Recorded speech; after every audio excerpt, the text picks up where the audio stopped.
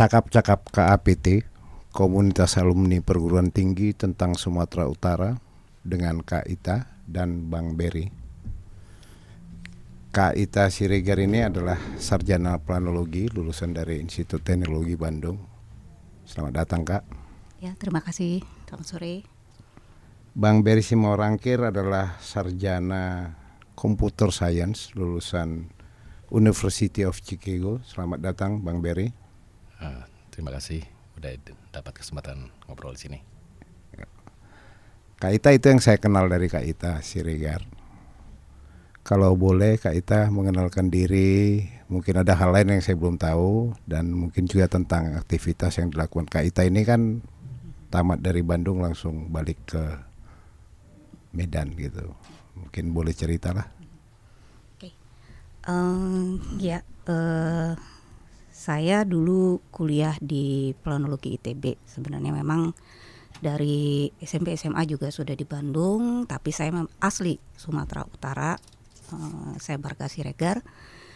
Nah, pada tahun awal 2000-an ya, sekitar tahun 2002 itu saya kembali ke Sumatera Utara karena memang di sini saya lihat potensinya sangat besar untuk planologi, ini sangat menarik. Sumatera Utara ini sangat menarik dan mungkin belum banyak waktu saya itu, angkatan saya itu belum banyak juga planolog di Sumatera Utara. Jadi saya kembali dan sekarang lebih banyak aktif di bidang pendidikan.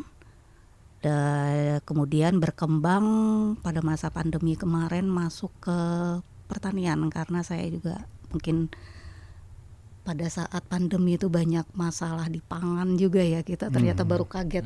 Ternyata kita sangat tidak secure gitu di pangan kita ini gitu. Jadi saya ajak teman-teman di Medan, teman-teman alumni dari ITB, dan kami membuat satu laboratorium kultur jaringan karena di sini masalah pertanian itu sangat luas dan kita berusaha ambil di hulu.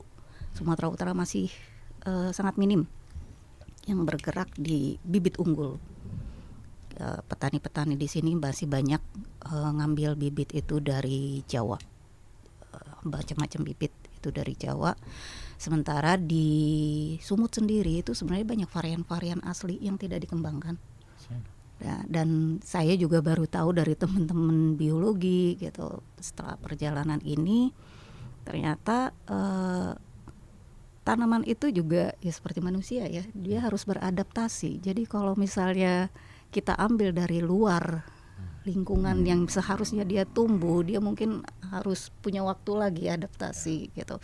Jadi hasilnya mungkin juga tidak terlalu seperti yang kita harapkan. Itu sih. Kemudian ini juga saya mulai hubungkan dengan pendidikan.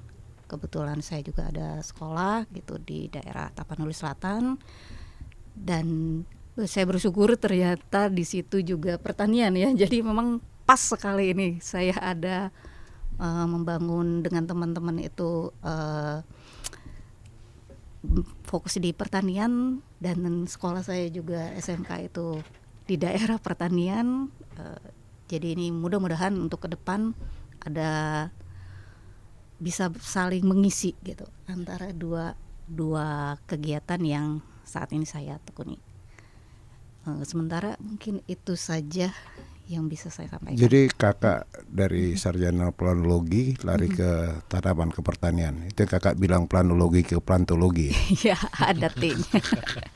Tapi saya rasa mungkin sama-sama ngatur makhluk hidup ya. Yang satu manusia, yang satu tanaman, sama-sama makhluk hidup. Oke, Bang Berry, boleh nggak cerita Bang Berry mungkin ada aktivitas lain atau apa? Ya, kalau saya kebetulan kan memang backgroundnya IT ya, Bang ya. Oke. Cuman IT ini kan luas. Jadi waktu saya kembali, memang saya bekerja untuk beberapa pihak lah, lebih ke database. Jadi yang apapun itu teknologi keterkaitan dengan data, bagaimana kita mudah untuk mengakses data itu saya kerjakan. Nah, di 2017 itu kebetulan pemerintah ada program nasional yang kita sebut Gerakan Menuju 100 Smart City. Nah, saya satu dari banyaklah kolega saya tuh, kalau 20-an kolega lah, yang kita itu pergi ke banyak tempat di Indonesia. Nah, gerakan menuju 100 Smart City ini saya tekuni juga sampai pas sebelum COVID. Dan pada saat COVID pun kita waktu itu fokus di pariwisata di daerah prioritas kawasan Danau Toba. Nah, saya pada saat itu di 2021 kebetulan menjadi koordinator untuk program tersebut. Nah, memang banyak hal yang saya belajar dari pengalaman keliling Indonesia, karena ternyata saya identifikasi Smart City ini, ternyata kita ini masih banyak yang sepertinya salah konsep. Jadi begitu orang mendengar tentang Smart City, mereka langsung berpikiran penganggaran. Wah, apa nih yang harus dibeli nih? Karena teknologi itu bagaimanapun juga adalah investasi yang sangat luar biasa. Nah, saya bersama kawan-kawan waktu itu banyak diskusi lah. Kenapa ada daerah yang berhasil mengeksekusi Master Plan Smart City, namun juga ada daerah-daerah yang mungkin belum berhasil. Ya, kita harus berpikiran positif lah ya, mereka berusaha namun belum berhasil dan belum optimal, karena memang itu dimulai dari SDM-nya. Jadi SDM seorang pemimpin, SDM jajarannya, maupun approach yang tepat sehingga konsep besar tersebut dapat realisasi. Nah, saya juga melakukan banyak pekerjaan, itu satu hal. Lalu yang berikutnya adalah di bidang kesehatan. Kembali lagi, teknologi ini merupakan suatu keniscayaan lah, di mana banyak kehidupan kita yang baik itu mulai dari hal yang sangat krusial dalam kehidupan kita, ya seperti kita ketahui kan, banking ya kan, financial system semua udah canggih lah sekarang. Nggak ada lagi tuh transaksi yang kita harus ke ATM. Sekarang sudah mulai banyak orang transfer ya kan, aplikasi ini dan itu. Bahkan kalau kita ingat 10 tahun lalu kan banyak tuh gerai-gerai ATM untuk ngambil ATM uang cash. Sekarang kan udah sangat sedikit lah. Itu cost untuk itu pun turun kan. Dan dengan kalau misalnya tepat implementasi tersebut, itu tentunya menjadi dasar bagaimana pengamanan cost mereka itu, sehingga kayak banking itu juga menjadi lebih efisien.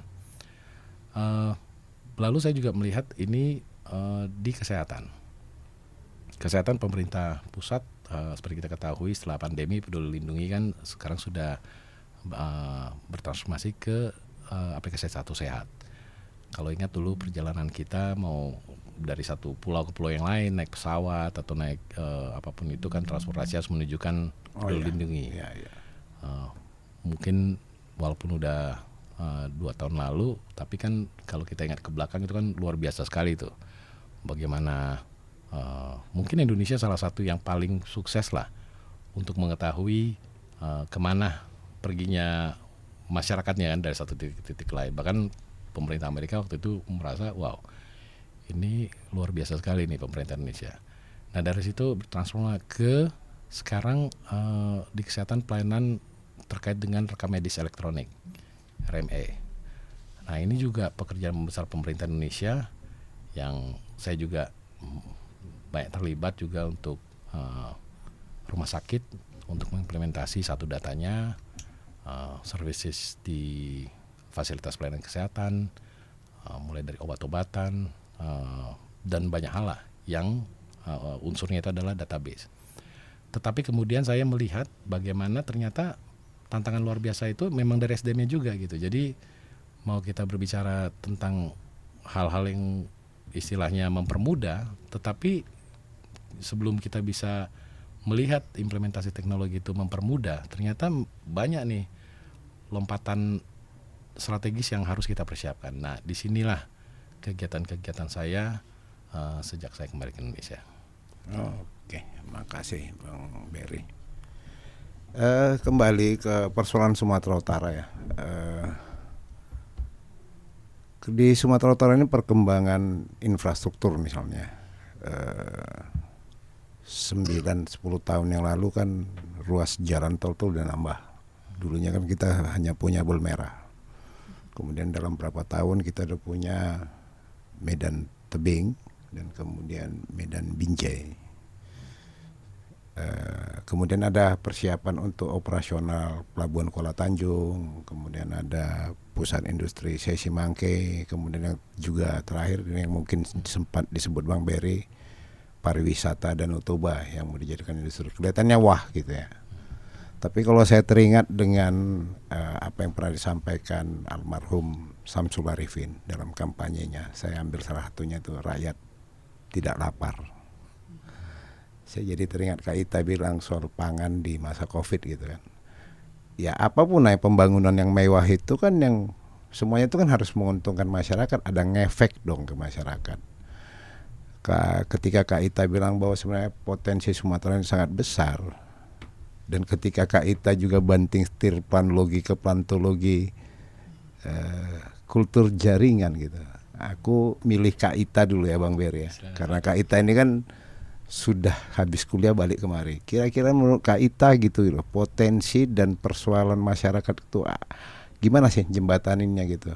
Kalau kita punya potensi, apa yang mau diapakan, yang mau dikerjakan, apakah dibantu atau dan pemerintah kira-kira ya terserah Kak Ita lah memandang. Kak Ita udah duluan loh balik ke Medan ya, Bang Beri ya.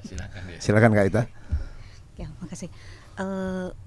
Untuk tol ya, memang itu tetap dibutuhkan.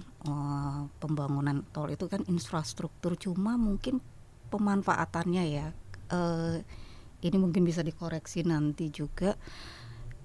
Tol yang Tol Binjai itu kan seharusnya tembusnya ke Belawan ya, Belawan Binjai. Itu dulu termasuk saya waktu itu dibangun, wah ini kita gampang nih, orang kan banyak nih orang kerja di Medan tinggal di Binjai. Mereka jadi lebih gampang nih, ada tol bisa lebih cepat perjalanan. Ternyata pas saya lihat ujungnya di Belawan. Jadi sebenarnya tol itu untuk angkutan kontainer. Itu untuk antar daerah, antar wilayah gitu. Lebih ditujukan sebenarnya awalnya untuk itu. Nah, mobil pribadi itu tetap gunakan jalan biasa. Nah, karena memang sih sekarang kalau kita lihat terutama sebelum tol itu kan kita merasa terganggu nih ya, mobil pribadi di jalan Medan Binjai itu, jalan biasa, jalan nasional itu tiba-tiba harus berhadapan dengan truk-truk besar kayak gitu kan. Memang nggak nyaman. Nah, sekarang mobil pribadi itu beralih ke tol, tetapi yang angkutan umum, sepeda motor itu justru tetap berhadapan dengan truk-truk itu di jalan yang biasa. Jadi memang ini gimana ya caranya, kita juga mesti gimana ya caranya tol ini berfungsi ya sesuai memang tujuan awalnya dibuat gitu. Truk-truk itu di jalan biasa, jalan aspal biasa itu kan bolak-balik rusak ya, biaya lagi, diperbaiki lagi tiap setahun 2 tahun, perbaiki lagi, makanya dibuat tol gitu. Memang tujuannya kan memang untuk tol-tol itu jarak-jarak panjang, untuk kendaraan-kendaraan besar gitu. Tiba-tiba kok sekarang mobil pribadi yang masuk, mungkin ya ini juga ini jadi ya kita butuh tol, kita butuh teknologi yang lebih baik gitu. Cuma ternyata pemakaiannya tidak selalu sesuai yang tujuan awalnya gitu. Jadi ya akhirnya ya tetap aja kemacetan ada, perbaikan jalan tetap ada, ketidaknyamanan itu tetap ada gitu. Itu sih. Dan kalau saya lihat memang sebaiknya diperbanyak itu ke tempat-tempat yang sumber-sumber ekonomi produktif di daerah-daerah. Misalnya ke Karo gitu ya, itu kan memang sumbernya sayur-sayuran kita ya. Dari Medan itu hampir semuanya tuh Karo itu yang mendukung, yang backup. mungkin itu juga itu yang salah satunya yang sekarang saya lihat. Ini ada rencana katanya pembangunan jalan tol juga kan ke Kabupaten Karo dari Medan. Itu ternyata lebih ke pariwisata. Lebih ke, ya nggak salah juga, cuma mungkin akan lebih bernilai si jalan tol itu untuk mengangkut hasil bumi, mumpung mengangkut produksi masyarakat gitu. Karena hasil bumi ini juga kan nggak bisa bertahan lama. Ya, betul. Bisa kecuali ya memang kita buatlah satu lagi masuk lagi teknologi gitu kan untuk packaging lah, pengawetan segala macam di sana gitu. Kecuali kita buat seperti itu. Tapi kan sekarang sampai sekarang pun belum ada, dan hampir semua industri selalu ngejarnya ke Kota Medan karena di sanalah fasilitas berkumpul, dekat juga ke pelabuhan untuk jadi ya mungkin itu juga harus ke depan bisa dipikirkan jalan tol ini sebenarnya fungsinya yang paling utama untuk apa gitu. Jadi kira-kira mungkin Kak, intinya Kakak berpendapat bahwa infrastruktur itu sebaiknya dibangun untuk menunjang sesuatu yang produktif ya. Iya. Apalagi kalau dia berbau pangan gitu ya. Ya pangan, sesuatu yang produktif dan mungkin harus cepat ya perpindahannya itu gitu. Oh, jangan makan waktu ya. Jangan makan waktu. Layu gitu. nanti kira-kira gitu. Dibantu lah itu. Mungkin juga ya selain pangan mungkin juga ada beberapa juga ya seperti mungkin minyak atsiri kayak gitu kan, dia juga kadang perlu penanganan yang lebih lebih sensitif gitu kan. Takut ini packagingnya iya, cuma tahulah kita kadang-kadang ya udah seadanya aja gitu, pakai jerigen plastik apa ya, itu kan kita nggak tahu nanti di jalannya seperti apa kalau terlalu lama gitu kan gitu. Kak, tadi Kakak bicara soal laboratorium kultur jaringan ya. Itu bibit ya? Ya, bibit unggul Berarti bibit unggul. Keyakinan Kakak buat laboratorium di Medan ya? Di Medan Bibit unggul kan harus ditanam, berarti kan berkaitan dengan adanya lahan tersedia. Emang di Sumatera Utara itu masih banyak nggak lahan pertanian yang masih potensi untuk ditanami? Masih banyak, dan sebenarnya kan kalaupun dia sudah katakan kualitas tanahnya itu menurun karena penggunaan bahan-bahan kimia, itu juga tetap bisa diperbaiki biarpun membutuhkan waktu mungkin 3-5 tahun, agak lama, tapi bisa. Nah, kami memang kalau di Kota Medan sudah pasti ya untuk penanaman itu nggak ada ya tempat lahan yang luas. Nah, memang itu kita harus bekerja sama dengan penangkar bibit di daerah. Nah, kita memang ada cita-citanya juga punya kerjasama dengan penangkar bibit di daerah-daerah pertanian unggulan, gitu. Termasuk Simalungun, Karo, gitu, Tapanuli, Dairi, itu daerah-daerah yang masih subur sampai sekarang. Karena kalau di beberapa wilayah kita tahu beberapa tahun ini terakhir pupuk kan juga susah didapat. Kalaupun ada harganya tinggi, gitu. Kalaupun petaninya punya uang, barangnya memang nggak ada, gitu. Jadi memang ada beberapa kelompok tani yang saya tahu ya mereka akhirnya berusaha balik lagi, ya udah pupuknya pupuk kandang, pupuk organik gitu. Akhirnya balik lagi ke situ. Memang hasilnya menurun karena peralihan itu ya, itu hasil menurun. Tapi kalau kondisi tanahnya sudah membaik, dia bisa kembali lagi, gitu. Kembali lagi seperti produktivitas yang ya sesuai SOP-nya gitu, per hektar harus berapa, itu bisa kembali. Nah, dibantu dengan bibit unggul ini itu juga produktivitas mereka juga kita harapkan bisa lebih cepat kembali sesuai harapannya. Artinya kan di balik pendirian laboratorium ini kan ada keyakinan memproduksi bibit unggul yang akan ditanam gitu. Artinya ada satu kawasan yang masih layak ditanam atau ada mungkin juga perbaikan bibit gitu ya. Ada klaster yang pantas untuk ditanamin sebagai lahan pertanian. Ada juga klaster pariwisata gitu ya. Iya. Ya, artinya sebenarnya kan potensi Sumatera Utara cukup banyak ya. banyak sekali dan sangat besar, dan itu juga kembali lagi ke saya tuh waktu dulu pas lagi kuliah tuh pernah ditanya apa sih perencanaan itu gitu kan.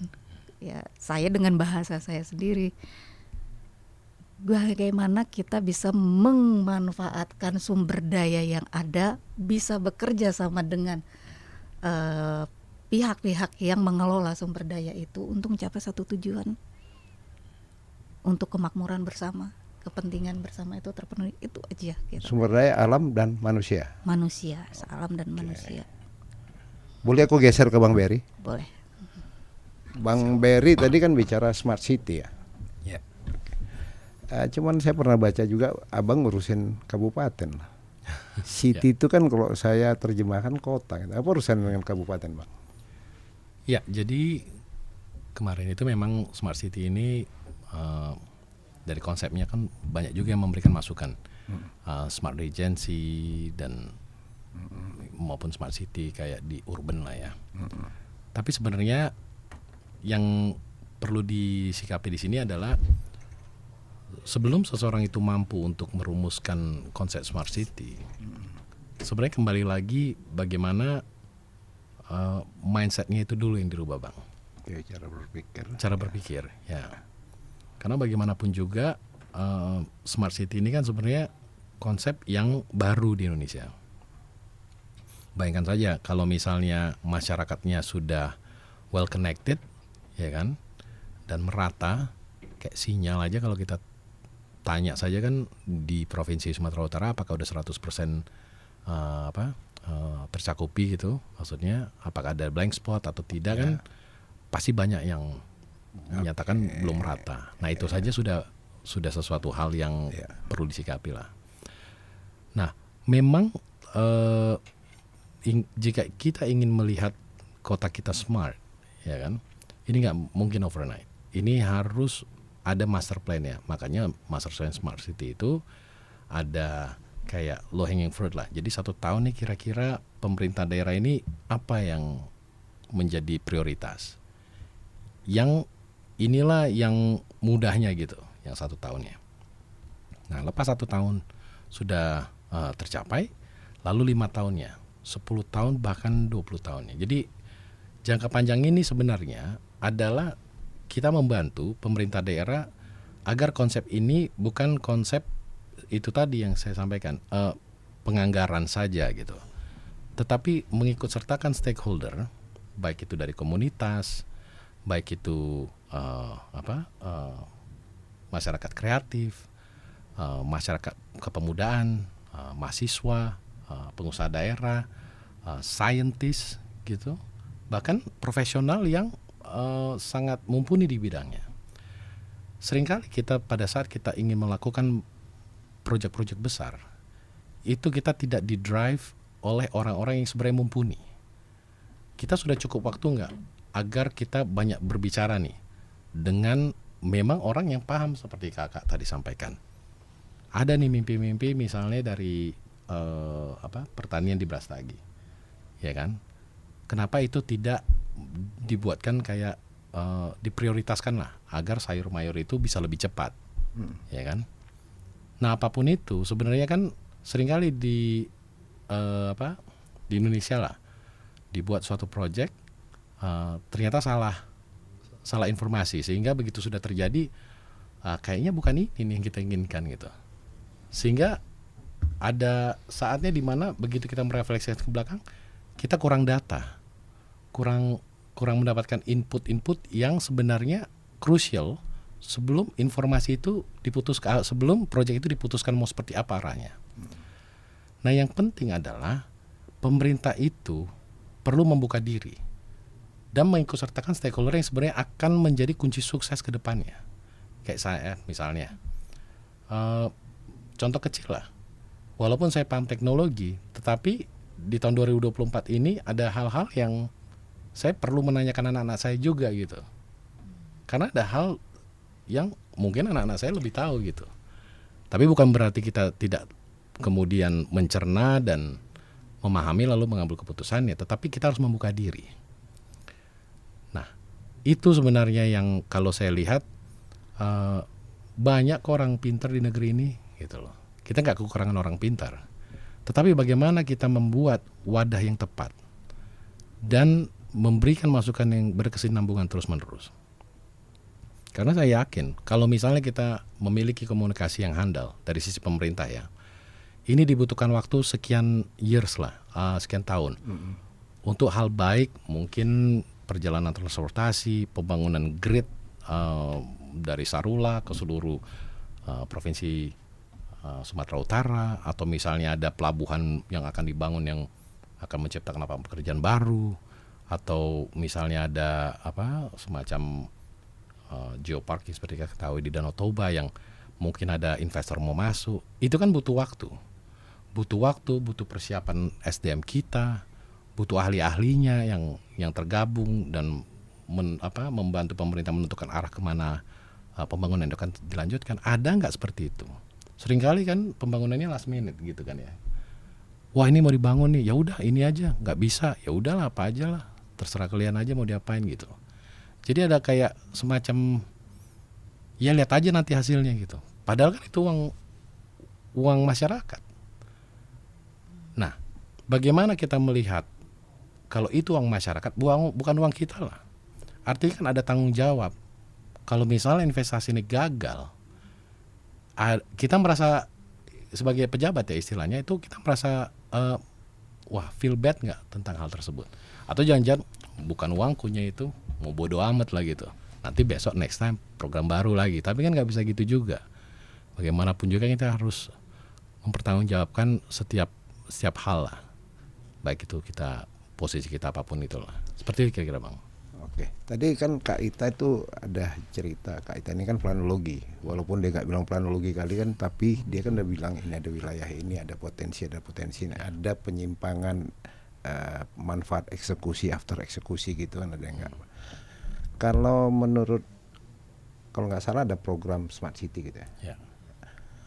Apakah data-data, Abang bicara database tadi, apakah data di dalam program Smart City itu data-data seperti tadi gitu, misalnya wilayah pertanian, butuh diangkut kemana, berapa banyak, apa hambatan di lapangan, itu ditampung nggak di dalam database program Smart City, bisa nggak? Sangat dimungkinkan. Jadi pada saat kita berkomunikasi, misalnya nih, saya nggak usah sebutkan lah nama kabupatennya apa, misalnya dengan kabupaten A misalnya, counterpart kita itu bupatinya. Atau Kotamadya wali kota. Nah, mereka ini pada saat dibuka acara kan disusun nih jajarannya untuk ya itu lagi hadir, berkontribusi. Tapi seringkali pada saat kita berkumpul pun ya itu official aja kan, dibuka, berangkat. Tapi ada juga yang sebenarnya wali kota maupun bupatinya itu memiliki kadar komitmen yang berbeda. Kalau yang bagus ditelepon tuh, saya suka itu ditelepon. Bagaimana Pak Berry? Hadir semuanya, hadir Pak gitu. Tapi ada juga yang setelah pembukaan ya udah nggak di follow up gitu. Nanti mungkin berapa bulan kemudian baru kira-kira seperti apa ya Pak ya gitu. Jadi komitmen itu. Nah terkait dengan data ini sebenarnya konsep ini ada. Jadi Smart City ini bukan konsep dari Indonesia. Ini konsep ini sebenarnya dari banyak negara ya kan. Kita ini kan kalau kita berpikiran di 2024 ini udah global, ya kan? Global mindset. Tetapi bagaimana global mindset ini kita bisa mencari solusi yang lokal. Nah, saya berpikirannya seperti ini. Saya ingat pada saat saya terlibat di penulisan master plan ini, data itu seringkali bukan menjadi acuan. Bahkan mereka pun ya udah kayaknya ini aja lah. Yang enaknya seperti ini gitu. Nah bayangkan kalaupun ada bupati kita atau wali kota kita yang mau, oh betul Pak Berry kita harus berdasarkan data, datanya pun sulit dicari gitu. Kalaupun ada datanya sudah tidak relevan. Tetapi kembali lagi ya, ini kan jadi kalau saya tuh melihatnya harus selalu optimis. Karena kalau kita tidak optimis, siapa lagi yang mau percaya dengan konsep besar ini gitu. Jadi kembali lagi, memang sulit, tidak ada yang mudah. Tetapi pada saat kita melihat kepelikan ini, lalu kita dengan berbesar hati melibatkan banyak stakeholder dan koordinasi, kolaborasi antar kabupaten, bupati itu terrealisasi, saya rasa mau sepelik apapun ini akan terrealisasi.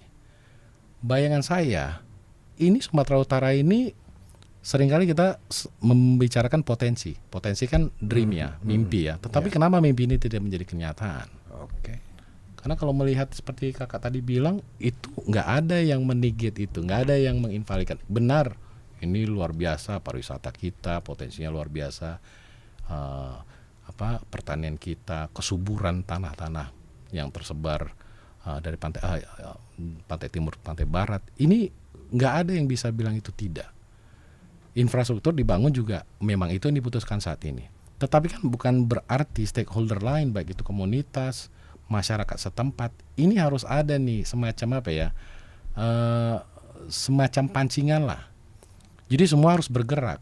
Pemerintah bergerak, pemerintah memberikan ruang-ruang yang bisa masyarakat ini langsung geluti, memberikan semacam platform lah, platform komunikasi, platform kebijakan, maupun membuka investasi-investasi baru.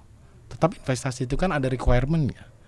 Nggak mungkin misalnya investor dari luar negeri mau masuk, kalau ternyata dilihat susah kali invest di sini, ribet, nggak tentu gitu. Jadi ruang abu-abu itu mungkin agak sangat sulit untuk dihilangkan. Tetapi ruang abu-abu itu dengan adanya smart city ini atau apapun itulah, ini bisa diperkecil. Dan konsep memperkecil ruang abu-abu ini sebenarnya membuka peluang yang luar biasa bagi Sumatera Utara untuk bisa menjadi target investasi yang dibutuhkan masyarakat. Bukan hanya dibutuhkan masyarakat, tetapi masyarakatnya pun bisa kemudian berkreasi dengan potensi alam yang luar biasa tersebut gitu. Jadi nggak hanya menunggu, tetapi mereka melihat, oh ternyata kalau misalnya saya mengetahui data dan bisa berkolaborasi dengan mudah. Kenapa? Karena begitu saya lihat di websitenya kabupaten ini, ada nih harga cabai misalnya, harga bawang, harga kentang, harga jagung, harga nanas, semurah ini. Dan itu datanya relevan. Mungkin nggak per real time, mungkin per hari. Tapi kan kita bisa untuk misalnya mengorder. Ngapain lagi ditarik ke luar negeri kan, misalnya diekspor. Lalu dengan kemudahan-kemudahan itu, data ya, kemudahan mendapatkan informasi data. Ada pasti putra-putra daerah dari luar, misalnya diaspora. Wah, data ini udah valid nih gitu. Kita bisa lah invest misalnya sekian miliar. Kita coba. Nah, di situ pemerintah daerah mengkondisikan, oke, saya akan hadir. Saya ingin memastikan investor misalnya diaspora datang. Ini tempat ini disediakan khusus untuk ini. Dibuatlah perjanjian misalnya 5 tahun, 10 tahun. Sehingga pemerintah itu hadir untuk permasalahan pertanahan. Mungkin tidak harus dijual, mungkin ada tanah kan banyak tuh tanah leluhur. Selama ini kok belum ada begitu? Ya kan saya bukan bupati. Saya bukan bupatinya, bukan gubernurnya. Oke, lanjut ya. Bang, lanjut. Nah, maksud saya sebenarnya pernah didiskusikan. Ya. Jadi negara hadir itu sebenarnya bagaimana konsep mempertemukan mempertemukan ide dengan yang akan merealisasikan ide ini digambarkanlah di satu kertas ini. Nah, tapi kembali lagi, yang menjabat ini kan harus berwawasan dulu, ya, berpengetahuan, berwawasan, berkomitmen lah. Lalu memastikan orang yang akan terlibat di dalamnya ini memang mumpuni di bidangnya. Nah, seringkali orang yang terlibat itu tidak mumpuni di bidangnya sehingga langkah atau roadmap seperti apa itu salah sasaran gitu. Nah, kembali lagi, kalau misalnya orang yang merasa saya kayaknya nggak pantas di tempat ini, ya dia mundur. Tapi kembali lagi, apakah orang kita kalau misalnya nggak mumpuni mau mundur kan nggak juga. Jadi istilahnya ya itu tadi. Sebenarnya ini masalah konsep smart city ini kalau kita menelisik lebih dalam, melihat ini sebenarnya tentang mencari karakter saja sebenarnya. Yang mampu, yang memiliki ideas lah. Lalu dengan ketekunan dan komitmen itu mau merealisasikan itu secara bersama-sama. Karena ini tidak bisa dilakukan sendiri, itu udah pasti. Tetapi kalau kita tahu arahnya kemana, masyarakat disapa pun mereka akan mau gitu.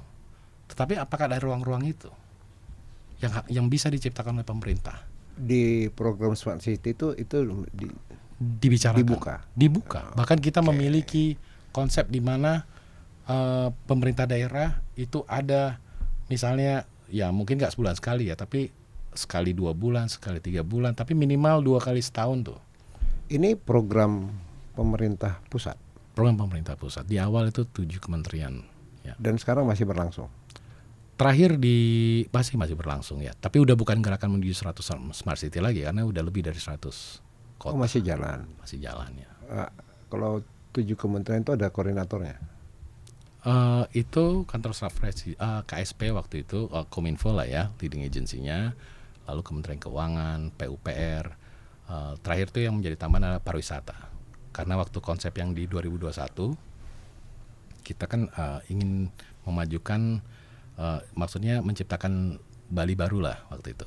Jadi ada tempat-tempat pariwisata yang masyarakat sekelilingnya itu memiliki potensi lah untuk membangun. Pertanian masuk? Pertanian kayaknya pada saat di awal belum. Boleh kita protes kayak itu? Bisa lah, masa enggak? Nggak, maksudnya kan gini Bang ya Kak Ita ya. Kita ngebayangin tuh Sumatera Utara tuh bisa menjual keluar. Bisa atau bisakah? Gitu kan dua nih. Wortelnya kayak apa, cabenya kayak, tomatnya kayak. Atau keluar negeri, misalnya Malaysia yang dekat gitu. Tetapi kan jangan kebutuhan di Sumatera Utara juga kurang. Itu kan data. Betul. Kebutuhan pangannya berapa banyak? Berasnya di mana, di Liserdang atau di mana, tanam hasilnya berapa, yang mau makan berapa orang? Itu bisa nggak di program itu? Sangat. Jadi gini, salah satu Kak Ika nanti catat direcokin nanti ya. Jadi maksud saya gini, sebenarnya yang kita waktu itu push pemerintah daerah adalah buatkan website pemerintah daerah. Jadi belakangnya ada kap.go.id. Nah, saya bilang jangan hanya gambar pemerintah daerahnya saja yang besar. Yang penting itu adalah ada halaman di mana misalnya harga cabai berapa, harga bawang putih berapa, harga bawang merah berapa. Jadi semua kebutuhan pokok sehari-hari itu harus ditaruh.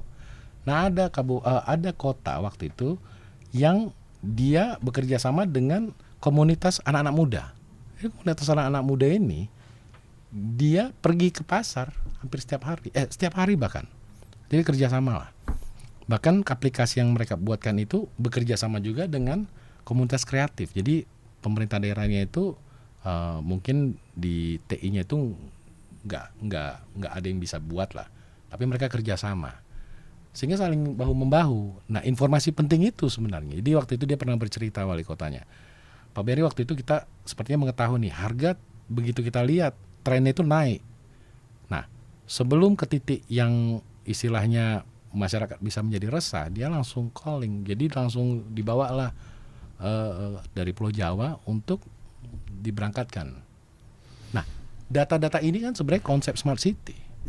Itu dasarnya sebenarnya gitu ya. Betul. Informasi, pemberian data sehingga orang gampang memilih ya. Ada banyak opsi gitu ya. Jadi sedikit menjelaskan lagi. Jadi kan kalau kita paham tentang Smart City ini keterlibatan dengan teknologi ini semua segala macam. Tapi kan kita sering kali melihat bagian atasnya.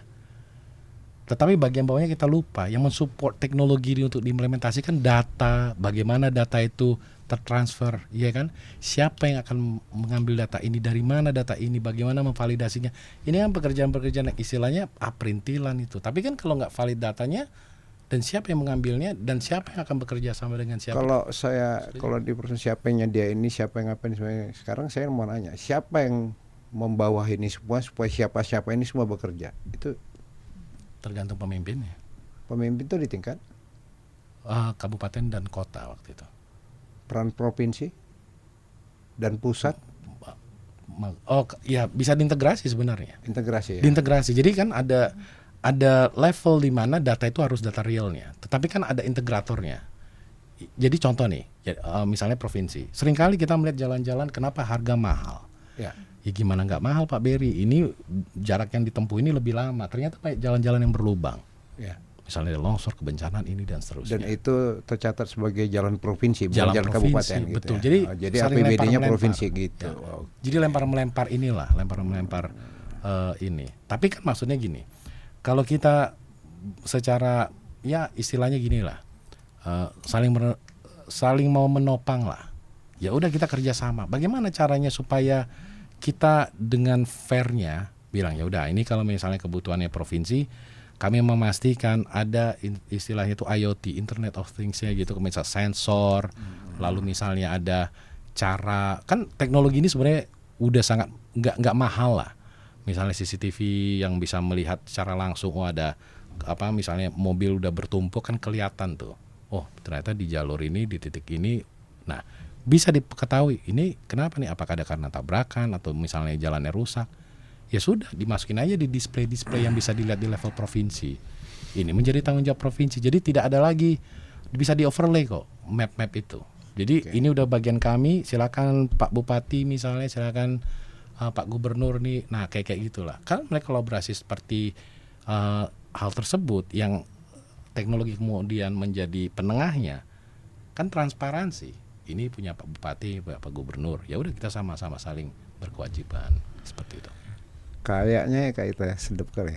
Kalau kita bilang mantap kali gitu ya. Cuman ya kenapa masih segini gitu loh. Kak Ita mungkin bisa kasih gambaran itu. Mungkin ini ya, masalah di pertanian itu kan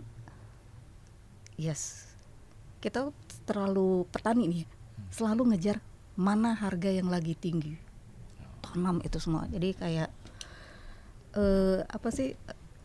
latah. Nah, latah. Oh, jenis tanamannya. Ya, itu kita sering sekali gitu kan. Panen raya, harga jatuh, panen. Dan itu berulang gitu kan. Saya pernah ada ngelihat satu daerah, ngelihat data pertaniannya, produktivitasnya gak dituliskan. Jadi dia hanya tuliskan luas tanaman ini sekian, ada sekian jenis tanaman. Mana produksi per tahunnya sekian. Dan ditunjukkan waktu itu daerah ini bagus untuk tanaman padi karena dia paling tinggi produktivitas per tahunnya.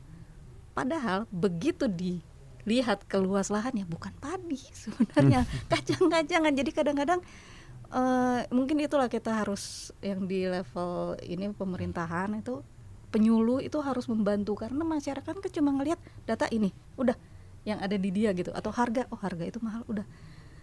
Mereka nggak tahu ada rotasi tanaman, mereka nggak tahu tanah ini cocoknya sebenarnya untuk apa. Pokoknya harga itu tinggi, saya tanam di sini, padahal nggak cocok.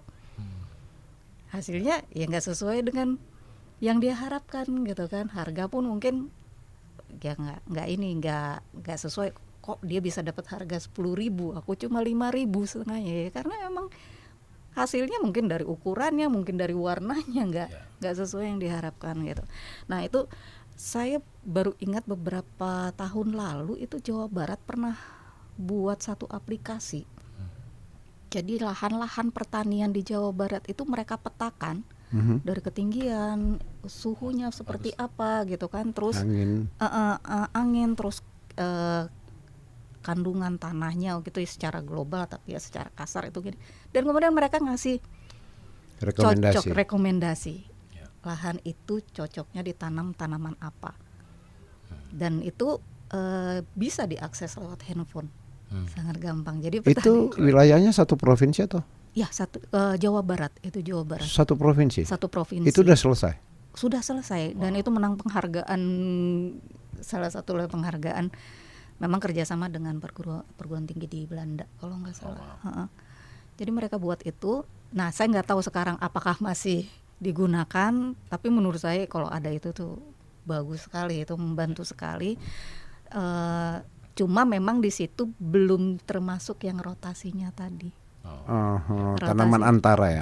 Tanaman antara ya. Itu kan satu tanah tuh dia nggak boleh terus-terusan sejenis yang itu. Terus jadi, itu kan Kak sampai kepada kebutuhan pupuk dong, bisa dilanjutin ya hitungannya kebutuhan pupuk karena rekomendasi tanam ini pupuknya butuh sekian gitu ya. Betul, seharusnya. Tapi yang saya tahu karena kan saya juga belum lihat aplikasinya, saya hanya baca waktu itu apa sih yang bisa didapat dari aplikasi ini.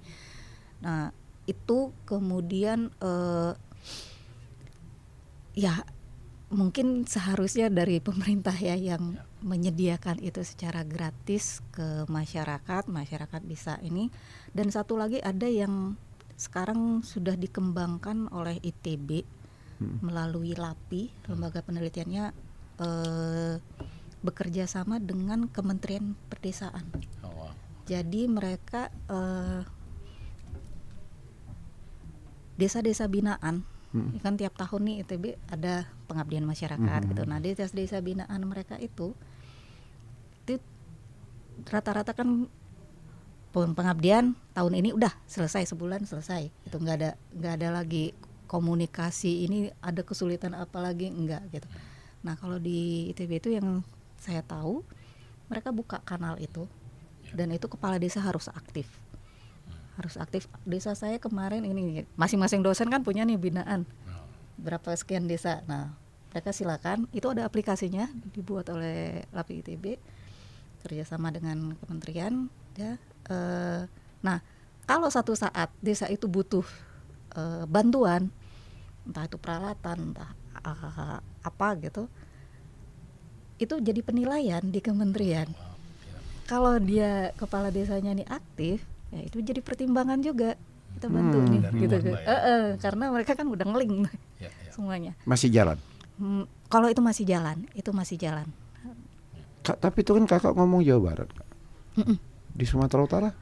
Kalau yang LAPI ITB ini alhamdulillah kan mereka sudah cakupannya Indonesia. Kita pernah dapat Di Tapanuli. Enggak, kalau yang tadi yang mapping lahan kalau yang tadi. mapping enggak, itu Jawa Barat, hanya Jawa Barat. Tapi mungkin bisa lah seharusnya ya di provinsi lain dibuat. Kakak nggak pernah ngomong ke Pemda provinsi? Belum pernah ngomong, karena waktu itu saya pernah ya terkait dengan bibit itu tadi, bibit unggul, pernah ke sana. Kemudian tanggapan mereka emang saya juga jadi agak kaget waktu itu. Pas saya ke sana mereka malah bilang, kami punya bibit, tolong dijual. Pemerintah jualan bibit. Ya, jadi oh ya udah gitu. Menurut saya ya seharusnya kan mereka yang buat penelitian, perencanaan, penyuluhan, disitulah fungsinya. Nah kalaupun misalnya ada mau buat varian-varian baru, karena kan kalau kita yang selama ini sampai saat ini kita lakukan itu varian yang ada, kalau sakit atau mau kita kembalikan ke kondisi yang bagus, itu yang kita bantu gitu kan. Tapi untuk varian baru kita masih belum, karena itu kan penelitiannya cukup mahal dan lama ya. Nah menurut saya seharusnya itu di pemerintahan. Nah begitu mereka mendapatkan varian baru yang memang sesuai dengan daerahnya, baru mereka kasih ini silakan gunakan, karena itu yang dilakukan oleh Thailand.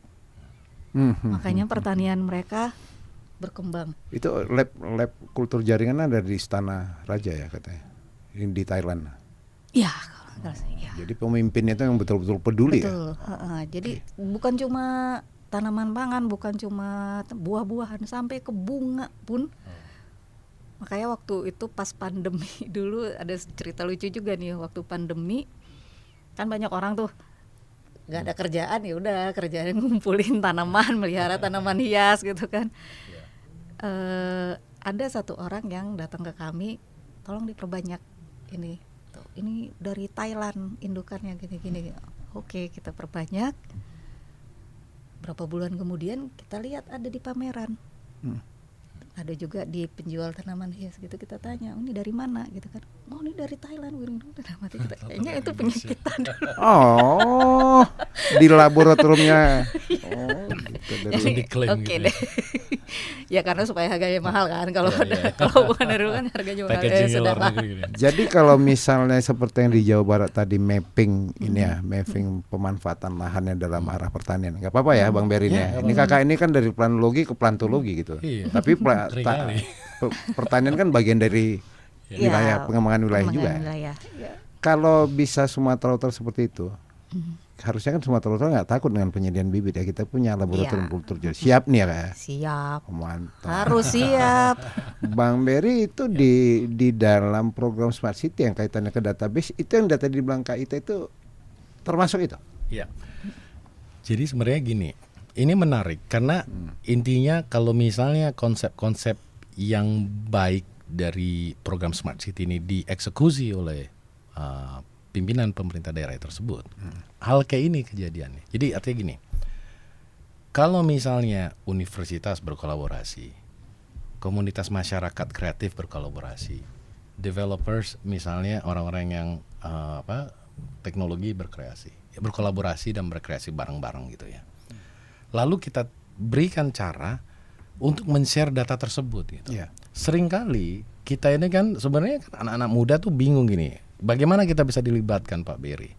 Nah, tetapi ada juga daerah-daerah yang mereka sebenarnya data, mau tadi data kerjasama dengan misalnya pemerintah luar negeri, dengan pusat, itu diintegrasikan di website mereka. Bayangkan kalau 33 kabupaten di seluruh Sumatera Utara punya tab yang ngomongin tentang validasi data, ya informasi ini ya, misalnya ini untuk kegiatan nelayan misalnya seperti ini. Lalu di daerah ini tentang pertanian, daerah ini misalnya tentang misalnya ada tentang batu bara atau apa, pokoknya hal yang menjadi pemasukan PAD mereka. Itu tidak maksudnya itu tidak menutup kemungkinan banyak nih yang tiba-tiba anak mudanya, oh ini data nih bisa dibuat aplikasinya, mempermudah data itu tersebar dan dimanfaatkan oleh masyarakat yang tinggal di daerah tersebut. Dulu sebelum smartphone ini murah harganya dan sebelum sinyal juga murah data. Sekarang kan data kan ya walaupun masih ada ongkosnya, tapi kita bisa lah ke wifi yang sebenarnya udah disupport pemerintah daerah. Ya udah anak-anak mudanya bikin semacam collab di kantor desanya atau kantor kecamatan. Udah banyak loh sekarang.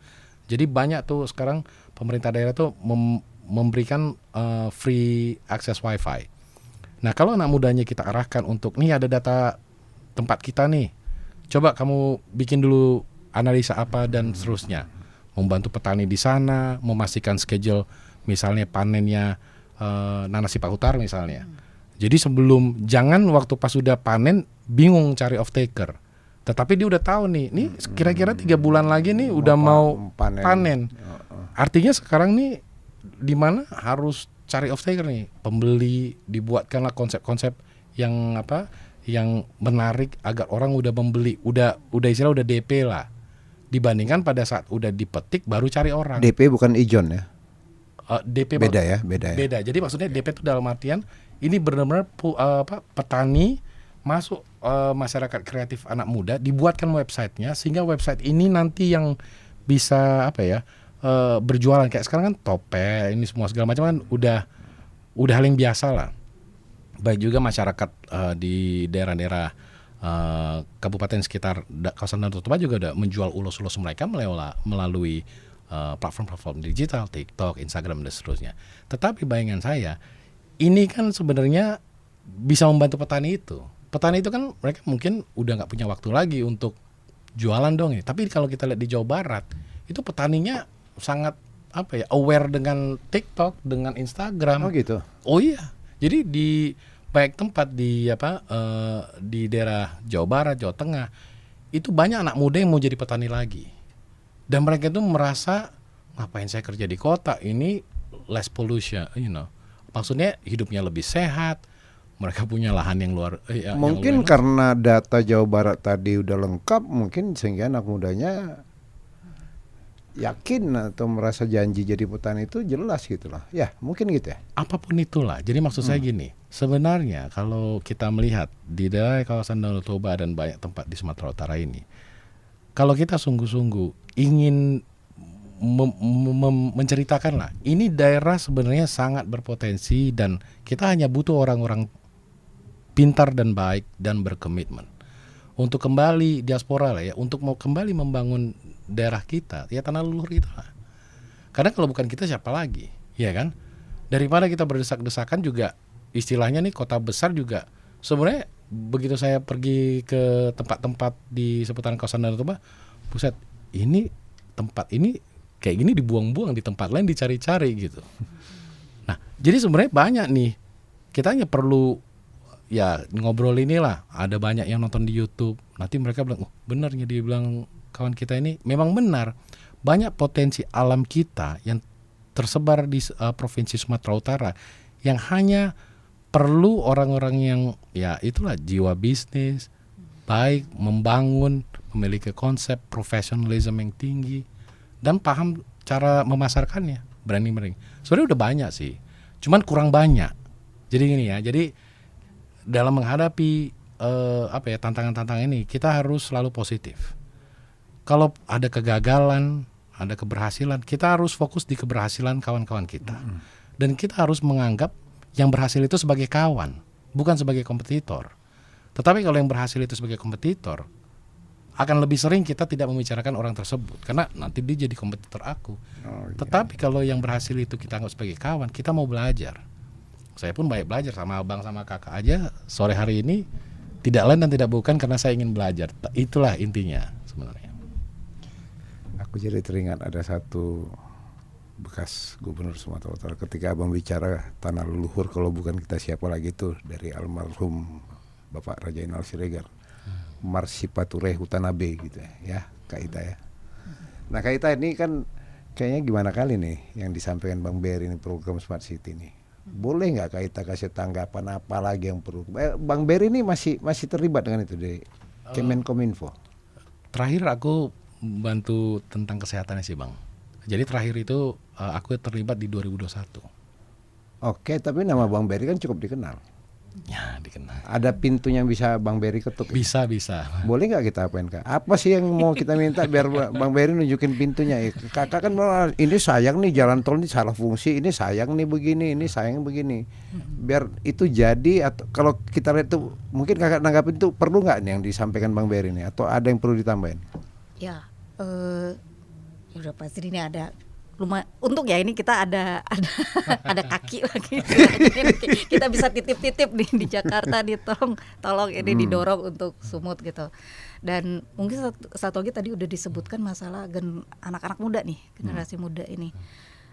Kerjasama dengan perguruan tinggi itu memang masih belum. Jadi perguruan tinggi itu hampir USU aja kalau nggak salah tuh tiap tahun ada tuh kayak pameran inovasi yang dibuat oleh mahasiswanya seperti itu. Tapi ya sudah berhenti di situ gitu. Sebenarnya kan fungsinya industri dengan swasta nih ya. Penelitian perguruan tinggi dengan swasta. Perguruan tinggi lebih banyak ke penelitian, research gitu. Itu belum dimanfaatkan oleh swasta dengan baik gitu.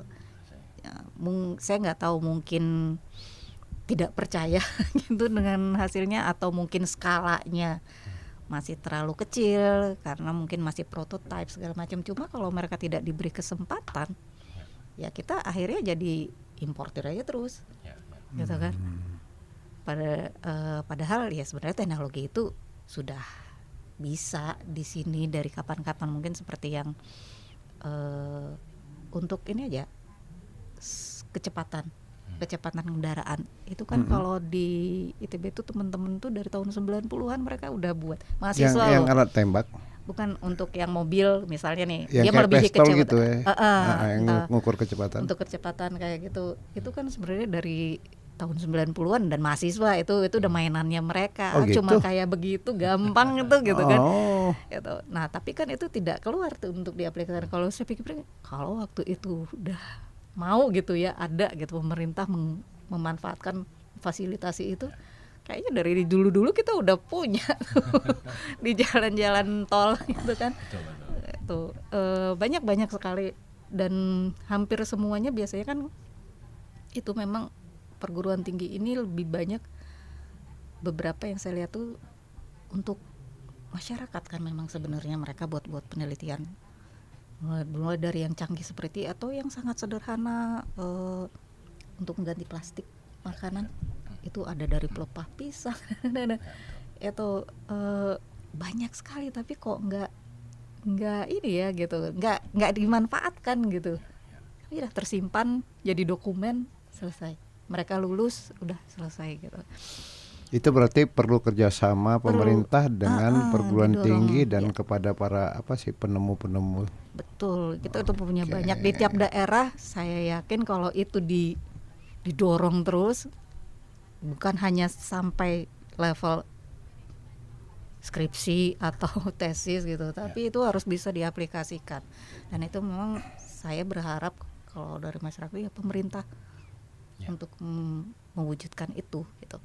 Ya, termasuk juga dengan IoT tadi gitu kan. Ya, IoT itu saya yakin teman-teman yang tadi di biologi, karena di lab itu saya banyak komunikasi dengan biologi. Saya tanya aplikasi, aduh kalau udah aplikasi tanaman sih udah mereka bilang itu udah makanannya mereka udah banyak sekali, kamu mau pilih yang mana gitu. Itu mereka bilang. Oke Kak, mungkin kita sampai di ujung bincang-bincang ya. Bisa nggak kalau aku bisa respon sedikit dengan itu? Boleh nanti? Mau sekarang ya? Sekarang ya. Oke. Jadi ini menarik nih, bagaimana istilahnya nih perguruan tinggi berharap berkolaborasi dengan pemerintah daerah lah.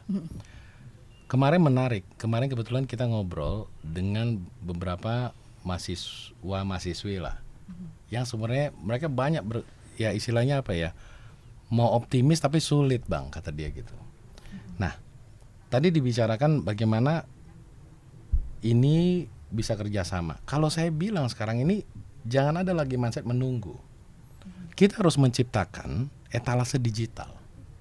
Jadi etalase digital ini di semua level gitu. Pemerintah tadi saya sudah sampaikan.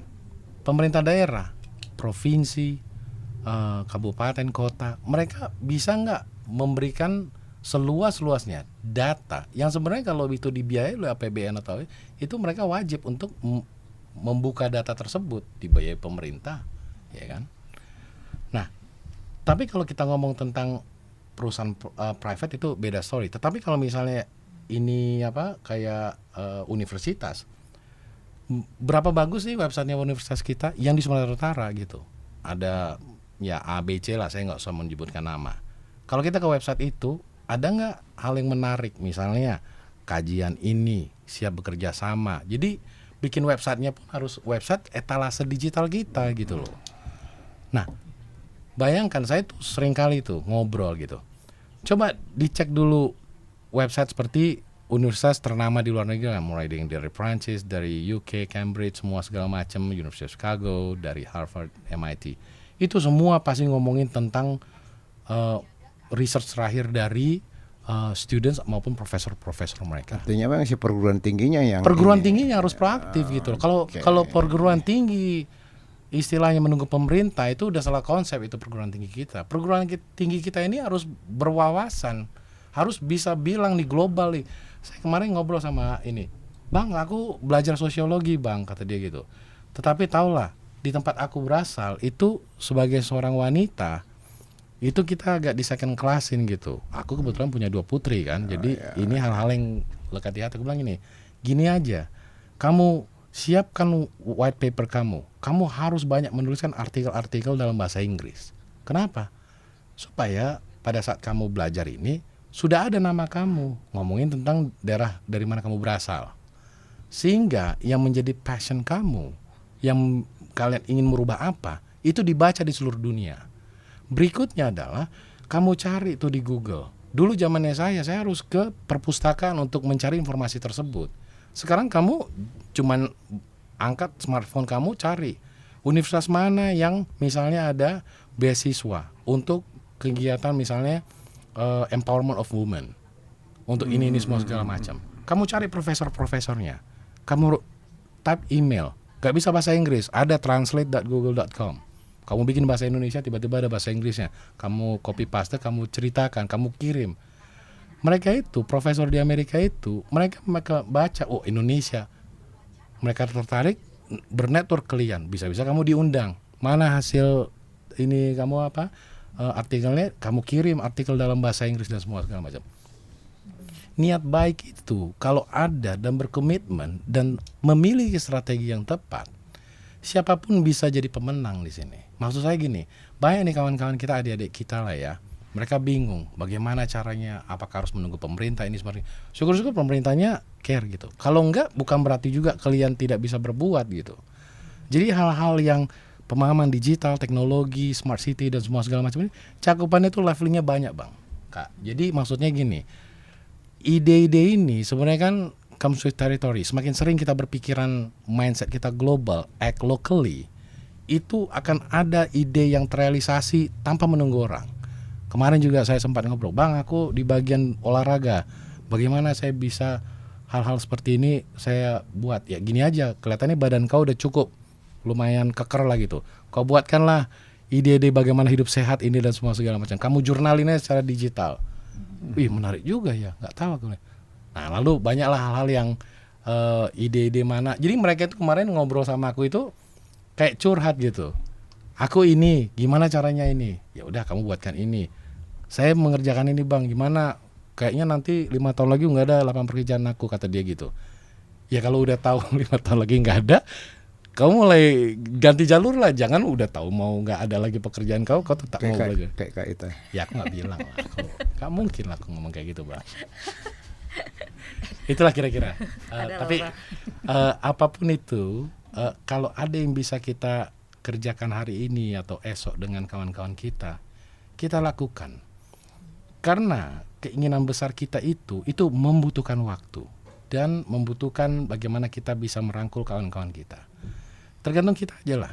Kadang kita semangat nih, tiba-tiba besok pagi lupanya aku pengen. Tapi kan kalau kita punya kawan-kawan baik, kawan-kawan kita akan ngingetin kita. Kulihat kau kemarin mau ini, ayo kita kerjakan lah. Ya udah, kalau misalnya ada 10 step, paling enggak step pertama kita kerjakan hari ini. Step pertama ini mungkin besoknya step kedua. Jadi saya tuh selalu memberitahu kawan-kawan, kalau membuat roda kan berputar ya bang ya kayak. Buatlah yang jari-jarinya itu kecil, misalnya 15 cm, kecil aja. Yang penting berputar, yang penting lingkaran ini sudah terjadi 360. Yang penting berputar. Jangan bilang mau buat jari-jari ini 1 meter, tapi nggak pernah jalan karena nggak selesai jari-jarinya ini. Lebih baik jari-jari kecil, hal-hal kecil yang kita buat setiap hari, tetapi dia udah berputar. Karena kalau misalnya kita paham teknologi, scalability dari yang 15 cm ini bisa jadi 100 meter in no time. Karena scalability itu sudah dimungkinkan saat ini. Tetapi pada saat kita memahami permasalahan kita secara jelas, mengurai permasalahan dan mencoba mencari solusinya dengan benar dan tepat di hal kecil ini, membesarnya pun bukan hal yang sulit. Itu kira-kira. Itu keajaiban teknologi. Kayaknya mau sampai besok juga ya diskusi. Kak Ita, kita mungkin ke akhir pembicaraan. Mungkin ada beberapa hal penting yang bisa Kak Ita sampaikan. Boleh ke persoalan smart city-nya, boleh juga tentang Sumatera Utara yang lain lah. Permasalahan atau rekomendasi Kak Ita. Ya, memang kita nggak bisa menghindar ya. Udah pasti teknologi, udah pasti IT itu ke depan pasti. Gimana sekarang caranya kita menggunakan itu untuk kebaikan gitu kan, untuk kebaikan, untuk gimana masyarakat ini yang katanya masih ada ketimpangan jauh, masih ada stunting sekarang sangat tinggi. Gimana kita memanfaatkan teknologi itu untuk ya kebaikan kita bersama gitu. Itu aja sih menurut saya kalau dari sisi IT karena Bang Berry. Applicable ya. Applicable ya. Sederhana, dibuat sangat sederhana gitu kan. Ya. Sangat sederhana. Ya. Oke, Bang Berry coba dijawab itu, sekalian coba ditutup dengan sesuatu rekomendasi atau tanggapan yang terakhir. Oke. Saya sepakat sekali nih. Jadi teknologi ini sebenarnya kan ujung-ujungnya harus demi kebaikan bersama, kebaikan manusia lah, ya kan? Kenapa? Karena sebenarnya ini adalah jawaban dengan semakin banyak populasi dunia. Jadi kalau kita lihat dibandingkan dulu waktu kita zaman baru merdeka lah 1945, sekarang 2024. Indonesia ini kan sebenarnya makin banyak tantangannya, ya kan? Kompleksitasnya, lebih banyak urban area-nya dibandingkan dulu 1945. Tetapi kewajiban pemerintah itu tetap ada karena kita mengikuti undang-undang. Jadi undang-undang dasar ini bagaimana caranya agar anak-anak terpenuhi pendidikannya, lalu kesehatannya. Pokoknya hal-hal yang menjadi kewajiban negara. Bagaimana negara hadir padahal kompleksitas bertambah, populasi luar biasa meledak, dan lebih sulit lagi dituju karena Indonesia begitu luar biasa dari Sabang sampai Merauke. Nah tiba-tiba ada nih teknologi, tetapi teknologi ini kalau tidak bisa isinya dikuasai oleh orang-orang yang berwawasan, berpikiran baik, terutama yang baik dan berkomitmen untuk merealisasikan itu, ini justru akan menjadi pedang bermata dua. Yang kalau negara tidak hadir, ya bisa-bisa the next generation kita ini jadi rusak gitu. Karena hal-hal yang ya kembali lagi itu kan apapun bisa ada di teknologi itu, di smartphone kita dan seterusnya. Nah, kalau saya melihatnya seperti yang kakak tadi sampaikan, applicable ini kembali lagi kita harus sering membicarakan ini. Jadi semakin kita paham tentang teknologi, kita harus bisa menguasai teknologi, kita harus bisa say enough for today. Maksudnya kalau kita banyak bermain smartphone, misalnya setiap hari 3 jam, 4 jam, kita kuranginlah sedikit demi sedikit.